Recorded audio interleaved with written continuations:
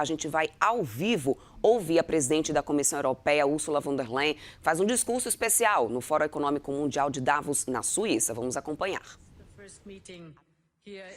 De fato, são 56 anos desde o primeiro encontro aqui em Davos. E a ideia do fundador Klaus Schwab era criar uma plataforma para discutir questões e as ideias do momento.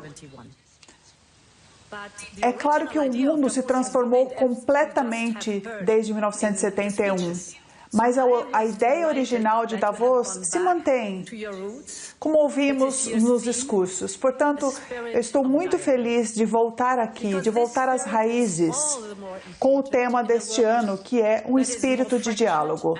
Porque este espírito é extremamente importante num mundo que está cada vez mais dividido do que nunca. 1971 foi o ano da chamada choque de Nixon. E a decisão de desconectar o dólar do ouro. E, num instante, as fundações do sistema Bretton Woods e toda a ordem econômica global feita após a guerra, de fato, colapsaram. Mas também isso causou dois grandes efeitos. De forma inadvertida, isso criou as condições para uma ordem verdadeiramente global. E forneceu também uma lição muito forte para a Europa da necessidade de fortalecer seus poderes político e econômico. Foi um aviso para reduzir nossas dependências. E, nesse caso, a nossa moeda exterior. O mundo hoje é bastante diferente, sem dúvida, mas eu acredito que a lição é muito a mesma. Que os choques geopolíticos podem e devem servir como uma oportunidade para a Europa. Na minha visão, essa mudança sísmica que estamos vivendo hoje é uma oportunidade, de fato uma necessidade para construir uma nova forma de independência europeia. E essa necessidade não é nova, não é uma reação a efeitos recentes, ela é um imperativo estrutural há bastante tempo. Portanto, quando eu uso esse termo, independência europeia, mais ou menos um ano atrás, eu fiquei surpresa com as reações céticas. Mas menos de um ano depois, há um consenso real em torno desse tema. A velocidade e a escala impensável dessa mudança conduziram a esse momento, mas o imperativo ainda é o mesmo. A boa notícia é que nós agimos imediatamente, seja em energia, em matérias-primas, defesa, na área digital, nós estamos nos movendo rapidamente. Mas a verdade é também que nós só poderemos capitalizar essa oportunidade se reconhecermos que essa mudança é permanente. É claro que a nostalgia faz parte da história humana, mas a nostalgia não vai trazer a ordem antiga. E jogar com o tempo e esperar para que as coisas se revertam rapidamente não irá consertar as dependências estruturais que temos. Portanto, o que eu quero dizer é que se essa mudança é permanente, a Europa então deve mudar também de forma permanente. É hora de agarrar essa oportunidade e construir uma nova Europa independente. Senhoras e senhores, esta nova Europa já está emergindo. No sábado, eu estava em Assunção, no Paraguai, para assinar o acordo entre a União Europeia e o Mercosul. Foi um feito depois de 25 anos de negociações. E com ele, a União Europeia e a América Latina criaram a maior zona livre de comércio do mundo. Um mercado que vale mais de 20% do PIB global. 31 países com mais de 700 milhões de consumidores, alinhados com o Acordo de Paris. Este acordo, portanto, manda uma mensagem muito poderosa para o mundo, que nós estamos usando o comércio justo no lugar das tarifas, a parceria no lugar do isolamento, a sustentabilidade no lugar da exploração, e que nós somos sérios de tirar o risco das nossas economias e diversificar as nossas cadeias de suprimento.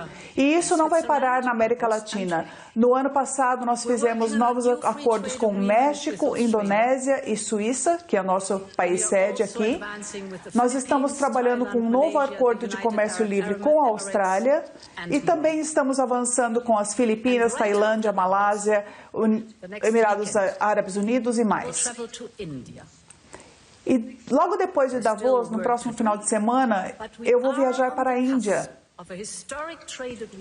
Há muito trabalho a fazer ainda, mas estamos à beira de um acordo histórico de comércio. Vamos chamar do tamanho de todos os acordos, um que pode criar um mercado de 2 bilhões de pessoas, com quase 1/4 do PIB global.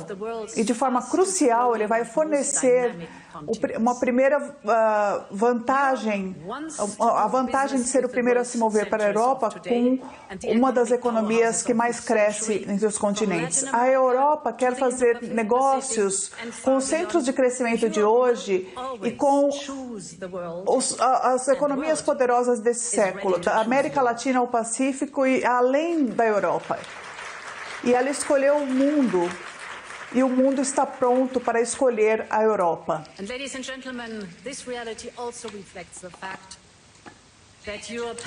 Senhoras e senhores, essa realidade também reflete o fato de que a Europa tem todos os ativos necessários para atrair investimento.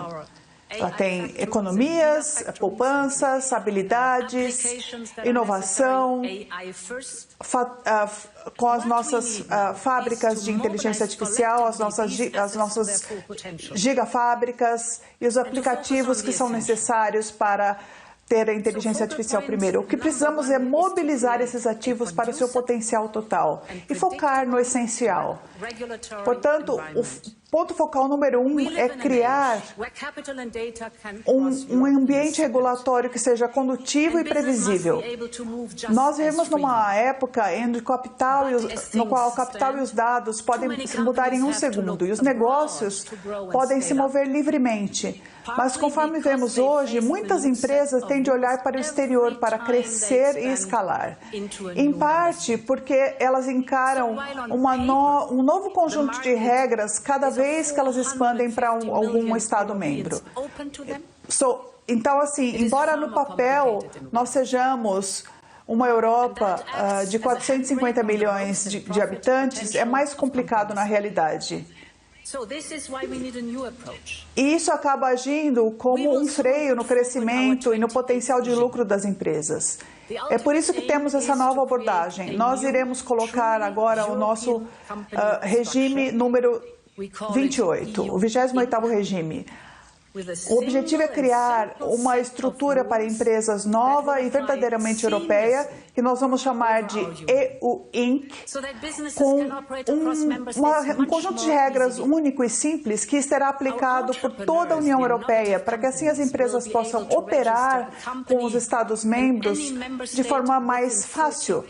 Nossos empreendedores, as empresas inovadoras, poderão registrar uma empresa em qualquer Estado-membro dentro de 48 horas e online. Eles terão o mesmo regime capital em toda a União Europeia. E nós precisamos de um sistema no qual as empresas possam fazer negócios e conseguir financiamento de forma fácil em toda a Europa, assim como elas conseguem em mercados uniformes como os Estados Unidos ou a China. Se fizermos isso da forma certa e formos rápidos, isso não apenas irá ajudar o crescimento das empresas europeias, como também irá atrair investimento de todo o mundo. O que me leva ao segundo foco, investimento e capital. Nós agora estamos construindo as economias, a união de economias e investimento. Nós precisamos de capital de mercado líquido e rápido para atrair investidores. Isso vai permitir com que as empresas consigam os investimentos que precisam com equidade em custos menores aqui na Europa. Nós temos propostas de integração de mercado e supervisão para assegurar que o nosso mercado financeiro esteja mais integrado, fazendo comércio, pós-comércio e asset management.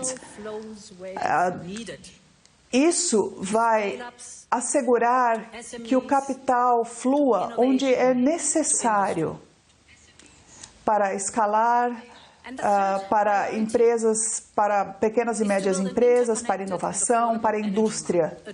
E a terceira prioridade é construir um mercado de energia interconectado e que seja disponível. Uma união de energia, uma energia verdadeira para a União, ele tem empresas e casas atendidas da mesma forma, com a mesma necessidade. A Europa precisa ter uma estrutura de energia que junta todas as partes. Isso faz parte do nosso plano de energia disponível. Ele tem, por exemplo, um investimento maciço na segurança da energia e na independência com as redes. Com isso, nós podemos acabar com a volatilidade dos preços, a manipulação e os choques de suprimento. Nós temos de acelerar essa transição, porque uma energia feita em casa, confiável, resiliente e mais barata, vai tornar o crescimento econômico mais fácil para a Europa e trazer mais para a nossa segurança,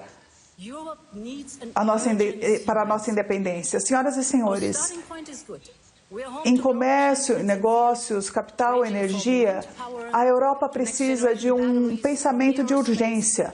O nosso ponto inicial é que nós temos aqui os líderes globais em campos que vão da energia eólica, a baterias, do aeroespacial, à indústria de máquinas, e que são essenciais para os chips e para armas avançadas. Nossas empresas estão usando a inteligência artificial no mesmo ritmo que os nossos colegas nos Estados Unidos. A Europa está na corrida por essa tecnologia para amanhã, mas conforme a competição global vai ficando mais acirrada, nós devemos mostrar uma ambição verdadeira, especialmente em setores que são vitais para a nossa independência. Veja o caso da defesa, por exemplo. Nós fizemos mais na defesa no último ano do que em décadas antes. Nós vimos um aumento na defesa chegando a 800 bilhões de euros até 2030. Estados-membros estão aumentando seus investimentos em níveis recorde. E isso ajudou a triplicar o valor de mercado das empresas de defesa europeias desde janeiro de 2022. Nós temos agora 3 startups de tecnologia na defesa europeia que são líderes mundiais. Elas alcançaram a avaliação de unicórnio. Eles estão trabalhando com software movido por inteligência artificial e sistemas para inteligência no campo de batalha. Portanto, eles estão conduzindo inovação e investimento na base industrial da tecnologia de defesa. Tudo isso seria impensável mesmo poucos anos atrás. Isso apenas mostra como a economia e a segurança nacional estão mais conectadas do que nunca, mas também o que podemos fazer quando europeus têm a vontade de atingir essa ambição. Portanto, senhoras e senhores, essa necessidade da ambição é mais importante quando se trata da segurança do nosso continente. Em apenas um mês, nós iremos marcar o 4º aniversário da agressão russa contra a Ucrânia. 4 anos. E a Rússia não mostrou nenhum sinal de diminuir, nenhum sinal de remorso, nenhum sinal de buscar a paz. Ao contrário, a Rússia tem intensificado seus ataques, matando civis todos os dias, conforme falamos aqui. Na semana passada, ela bombardeou a infraestrutura de energia da Ucrânia, deixando milhões na escuridão, no frio e sem água. Isso deve terminar.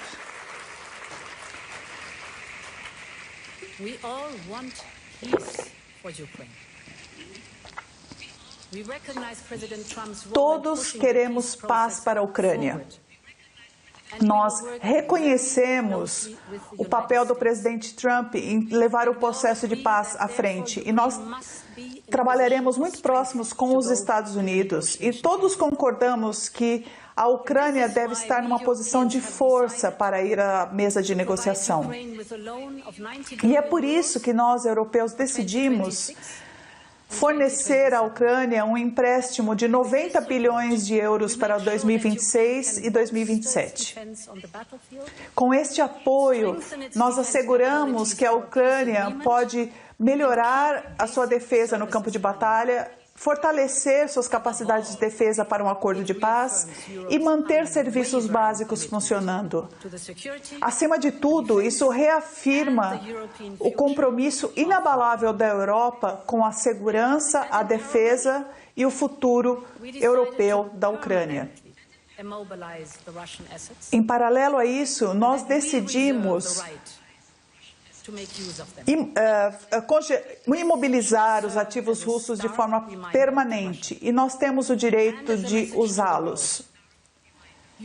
Isso deve servir como um lembrete forte à Rússia e ao mundo que a Europa sempre ficará ao lado da Ucrânia até que haja uma paz justa e duradoura. Ladies and gentlemen, I've spoken a lot today about European independence. Senhoras e senhores, eu falei muito hoje sobre a independência europeia. Falei de parcerias, de prosperidade, segurança. Portanto, eu gostaria de concluir com a Groenlândia. Uma questão que vai direto ao coração desses 3 imperativos que mencionei. Quando se trata da segurança da região ártica, a Europa está completamente comprometida. E nós compartilhamos os objetivos dos Estados Unidos nesse sentido. Por exemplo, o nosso membro da União Europeia, a Finlândia, um dos mais novos membros da OTAN, está vendendo os seus navios quebra-gelo para os Estados Unidos. E isso mostra que nós temos a capacidade aqui e mostra aos nossos membros da OTAN no norte que nós temos as forças no Ártico prontas agora. E, acima de tudo, que a segurança de Ártico só pode ser conquistada juntos. E é por isso que a proposta de tarifas adicionais é um erro, especialmente considerando que eles são nossos aliados de longo tempo. A União Europeia e os Estados Unidos concordaram num acordo de comércio em julho último. Em política, como nos negócios, um acordo é um acordo. E quando amigos dão as mãos, isso deve significar algo. Senhoras e senhores, nós consideramos o povo dos Estados Unidos não só como nosso aliado, mas também como nosso amigo. E trazer essa espiral vai não só ajudar os nossos adversários, como vai nos colocar fora da nossa estratégia. Portanto, a nossa resposta deve ser unida e proporcional. Mas, além disso, nós devemos ser estratégicos sobre como abordamos o tema. E é por isso que estamos trabalhando num pacote para apoiar a segurança no Ártico. O primeiro princípio é completa solidariedade com a Groenlândia e o Reino da Dinamarca, a soberania e a integridade do território não são negociáveis. Em segundo lugar, estamos trabalhando num aumento de investimento imenso da Europa na Groenlândia. Nós iremos trabalhar com a Groenlândia e a Dinamarca para ver como podemos apoiar a economia local e a infraestrutura. E em terceiro, nós iremos trabalhar com os Estados Unidos e todos os parceiros na segurança mais ampla do Ártico. Isso está em nosso interesse compartilhado e nós iremos aumentar o nosso investimento. Em especial, eu acredito que nós deveremos usar o nosso aumento nos gastos de defesa, nas capacidades dos quebra-gelos na Europa e em outros equipamentos vitais para a segurança do Ártico. Em quarto lugar, no mesmo espírito, nós precisamos trabalhar com todos os nossos parceiros regionais para fortalecer a nossa segurança comum. E é por isso que nós devemos olhar para como fortalecer com esses parceiros como o Reino Unido, o Canadá, a Noruega, a Islândia e outros. Por fim, eu acredito que a Europa deve ajustar uma nova arquitetura de segurança e para as realidades que vemos agora. E é por isso que a Europa está preparando sua própria estratégia de segurança, que devemos publicar até o final deste ano, como parte disso. Estamos melhorando a nossa estratégia no Ártico e o coração disso é que será um princípio fundamental. Cabe ao povo soberano decidir o seu próprio futuro.